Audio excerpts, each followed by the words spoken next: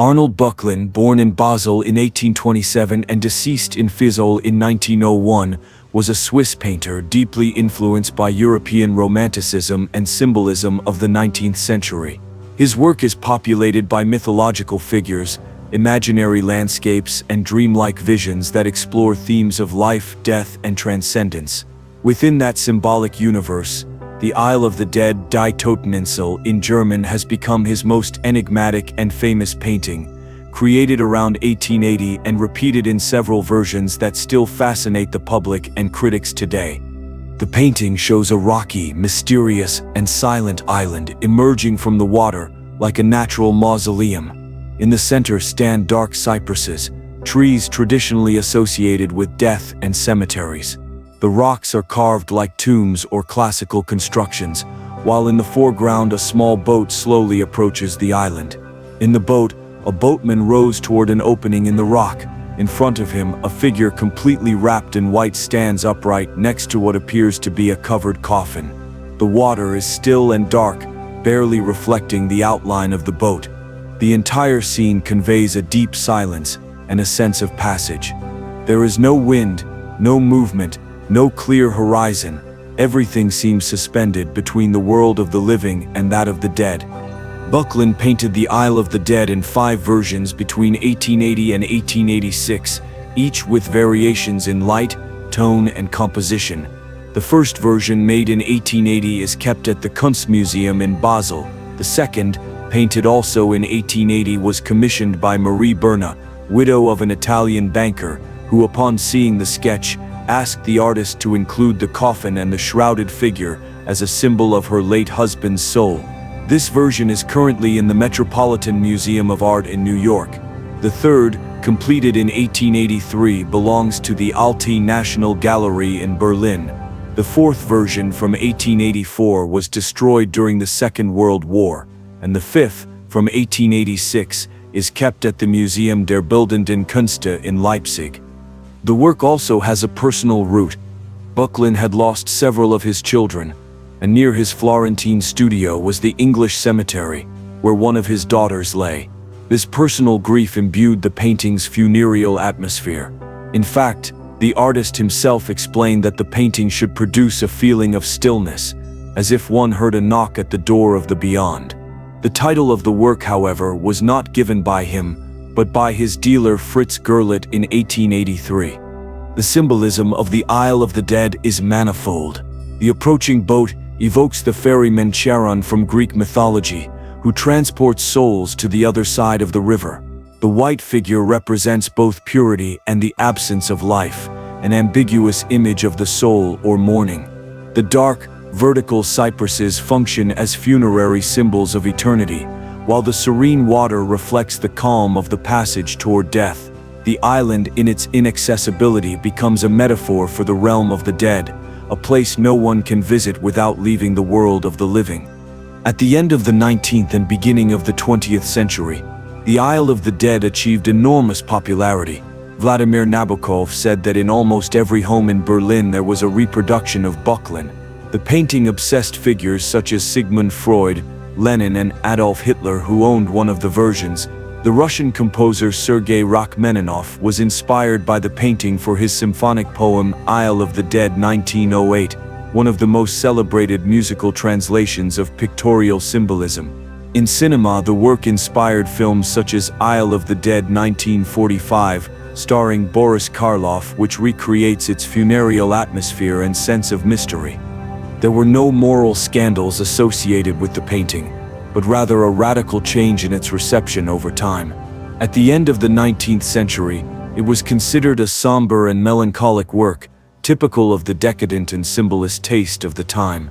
With the rise of modernism, it was rejected by critics such as Clement Greenberg, who considered it the epitome of the sentimental and dead art of the 19th century. However, over time, critics rediscovered its psychological depth and considered it a visual meditation on death and human isolation.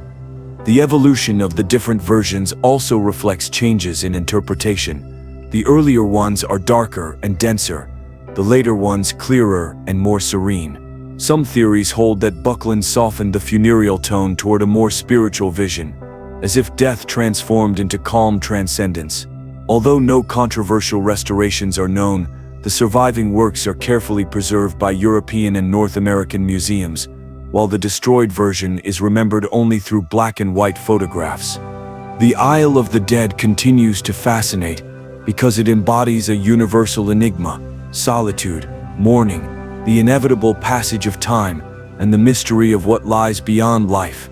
The perfect composition, the balance between realism and dream, and the silence that permeates the scene make the viewer feel death not as something horrid, but as a serene and inevitable presence. In Böcklin's own words, it is an image of a dream, a painting that does not narrate but invites one to feel. For all these reasons, the Isle of the Dead is not only one of the most representative works of European symbolism, but also one of the most powerful pictorial reflections on death ever created. A journey with no return, suspended between still water and eternity. Despite the time elapsed since its creation, the Isle of the Dead continues to exert a singular magnetism on those who contemplate it. It is not an easy or pleasing work, but a visual meditation on the oldest mystery of the human being, the awareness of finitude.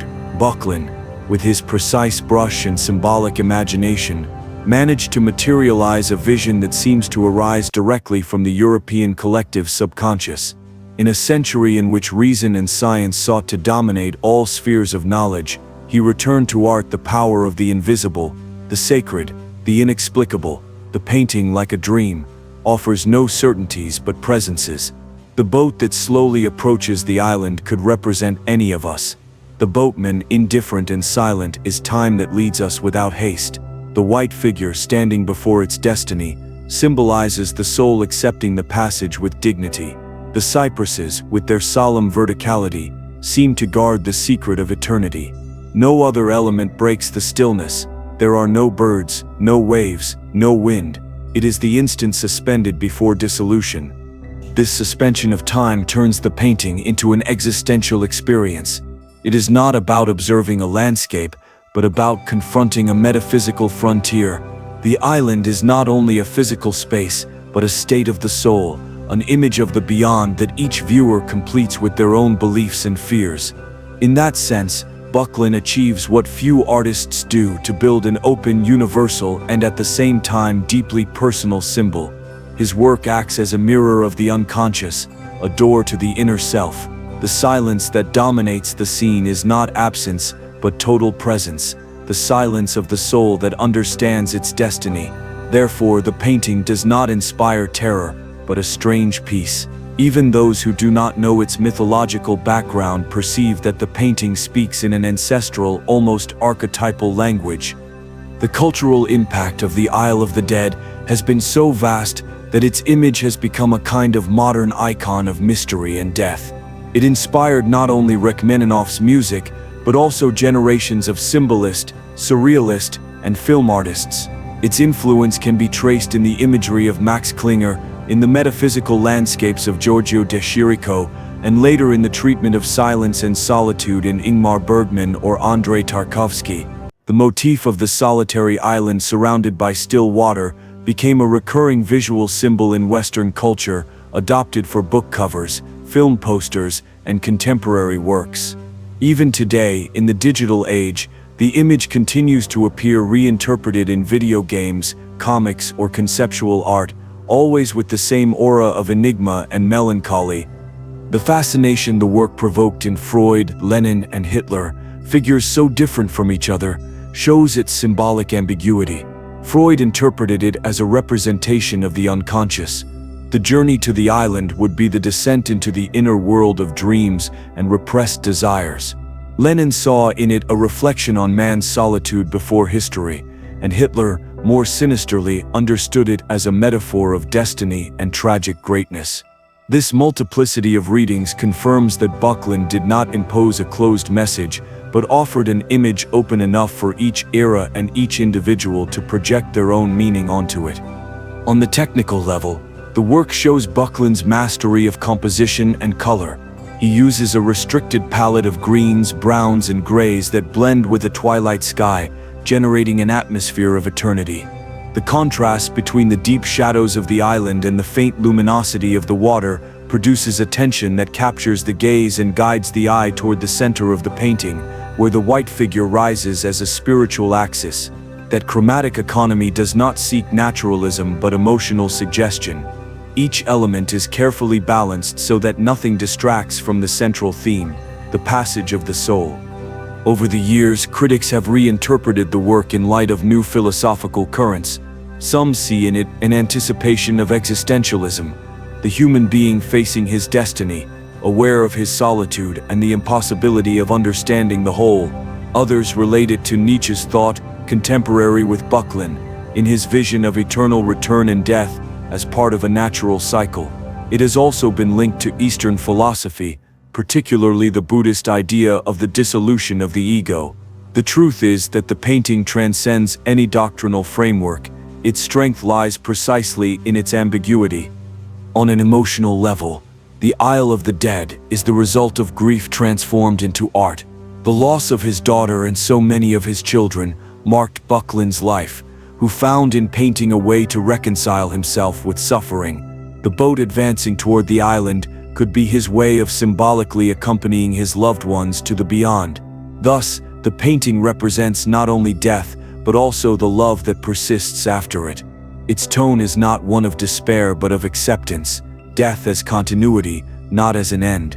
That serene vision distinguishes it from the more morbid or theatrical depictions of the time. When modernism imposed its cult of abstraction and progress, the Isle of the Dead was relegated, accused of sentimentality. However, its silence survived the fashions. Today, amid the saturation of images and noise, its stillness seems almost prophetic. It is a work that demands stopping, contemplating, listening to silence. In a world that fears death, Böcklin invites us to look at it without horror, to recognize it as part of the natural order. In that sense, his painting is not a memento mori, but a reminder of the continuity between life and the unknown. The symbolism of the island has also inspired psychological and sociological interpretations. For some scholars, it represents modern isolation, the human being surrounded by an ocean of non-communication, seeking a place of inner rest. For others, it symbolizes the utopia of retreat, a space where the soul is freed from the noise of the world. That duality, death or refuge, end or beginning, keeps the work alive because it allows each viewer to project their own story onto it. The destruction of one of the versions during the Second World War added an almost prophetic nuance. The work that represented death was itself a victim of human destruction. However, the remaining versions, carefully restored, continue to transmit their essence intact. The museums that house them, Basel, Berlin, Leipzig, and New York, present them as testimonies of a time when art dared to look beyond the tangible. Today, more than a century later, the Isle of the Dead retains the power to unsettle and move. It does not matter how many times its image has been reproduced before the original, the viewer feels a living presence, a spiritual pulse that no copy can replace. Perhaps because, as in all great symbols, what is shown is less important than what is suggested. Böcklin did not paint a scene of death, but a state of the soul, not a physical landscape but a mental space. To contemplate the Isle of the Dead is to face one's own silence. It is to recognize in the stillness of the sea and the shadow of the cypresses the fragility of existence. It is to accept, like Böcklin, that all life is a journey toward an unknown island. In that acceptance lies its beauty, a serenity that does not deny pain, but transforms it into art. That is why, more than a painting, the Isle of the Dead is a spiritual experience, a door open to eternity, where time dissolves and only contemplation remains. And perhaps that is the reason for its lasting relevance. In a world that fears the end, Böcklin reminds us that death, like true art, is not a point but a circle that returns us to the mystery of origin. Ultimately, the Isle of the Dead is much more than a painting. It is a total metaphor for human destiny. Böcklin managed to capture the moment when life and death touch without conflict, that suspended instant where the material dissolves and the spiritual calmly appears. Each element of the painting participates in that silent harmony, the still sea as a mirror of the soul, the island as a petrified body that encloses the memory of the dead, the cypresses as columns linking earth and sky, and the white figure that more than a person seems an idea, a universal symbol of the departing soul. In that balance between fear and serenity lies Böcklin's genius. His vision does not seek to console or to frighten, but to remind the viewer that death, far from being an interruption, is the natural continuation of the journey. Throughout more than a century, the work has survived wars, changes in taste, and artistic crises. It has passed from the salons of symbolism to the walls of modernism, from the oblivion of critics to the rediscovery of its philosophical depth. And in each era, the painting has offered a new face for the Romantics. It was a melancholic elegy for the psychoanalysts, a mirror of the unconscious; for the existentialists, a meditation on the solitude of being; and for us inhabitants of a world saturated with images and noise, an invitation to stop and listen to what silence can say. No interpretation exhausts it, because its strength does not lie in meaning but in atmosphere. Böcklin does not tell us what to think, but what to feel. His language is not that of rational discourse, but that of symbol, myth, and dream. At its core, the Isle of the Dead speaks of the longing for transcendence that has accompanied humanity since the beginning of time. The island is not only the end of the journey, but also the promise of another beginning. The boat that approaches does not carry only a corpse, but the mystery of continuity. Therefore, although the painting deals with death, it is not a gloomy work, it is a song to stillness, to reconciliation with the inevitable. Before it, one does not feel fear, but a disturbing peace, the certainty that all existence, however painful or brief, belongs to a vaster and unfathomable order. Arnold Böcklin died in 1901, but his work transcended time. Today, more than 140 years later, the Isle of the Dead continues to speak to us with the same intensity as the day it was painted. It does not matter whether it is contemplated in a museum or in a reproduction. It always seems that the silence of the island calls to us. It is a silence that does not destroy but invites. A silence that reminds the heart that there is beauty even in the end, that death can also be a form of return, a final journey towards serenity. And perhaps that is Böcklin's deepest message, that all life, after all, is a voyage toward the inner island where our memories, our fears, and our eternity rest. There, where the sea does not move and the light does not change, the soul finally finds its perfect reflection.